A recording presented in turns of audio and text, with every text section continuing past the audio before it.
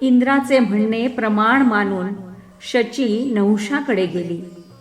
तेव्हा नहुषाने सहर्ष तिचे स्वागत केले. नहुष हसत हसत म्हणाला, प्रिये, तुझे स्वागत असो. मी तुझा सेवक आहे. तू सांगशील ते काम मी नक्की करेन. शची म्हणाली, आता तूच माझा पती होणार आहेस. माझ्या मनात एकच गोष्ट आहे, ती तू पूर्ण कर.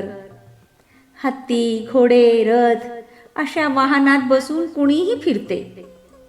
माझी इच्छा आहे की जगात अपूर्व असे तुझे वाहन असावे. विष्णू, महेश्वर यांच्या जवळही नाही अशा वाहनातून तू माझ्याकडे यावे. थोर ऋषींनी तुझी पालखी वाहून न्यावी. तुझ्यासारख्या पराक्रमी पुरुषाला असेच वाहन शोभते. तेव्हा एवढी माझी छोटीशी इच्छा तू पूर्ण कर. मी सर्वार्थाने तुझी होईन. अशा अपूर्व वाहनातून यायला मलाही आवडेल. तुझी कोणतीही क्षुद्र इच्छाही मला आज्ञेपेक्षा कमी नाही.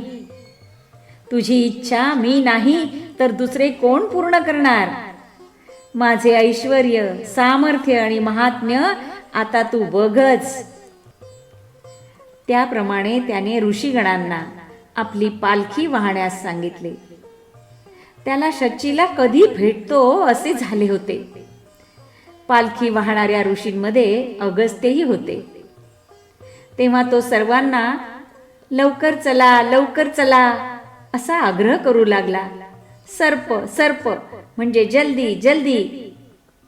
आपल्या घाईत आपण काय करतो आहोत याचेही त्याला भान राहिले नाही आणि त्याने अगस्त्यांच्या पाठीत लाथेने प्रहार केला.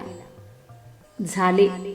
इतके दिवस दाबून ठेवलेला अगस्त्यांचा राग उफाळला आणि ते उद्गारले, सर्प सर्प सर्प. ठीक आहे, सर्प भव.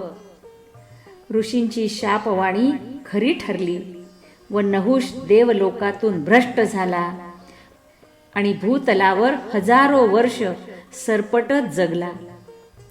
नहुष पदभ्रष्ट झाल्याचे कळल्यानंतर पश्चातापाने प्रायश्चित्त घेऊन शुद्ध झालेला इंद्र परत इंद्रपदावर आरूढ झाला आणि शचीवरचे संकट टळले.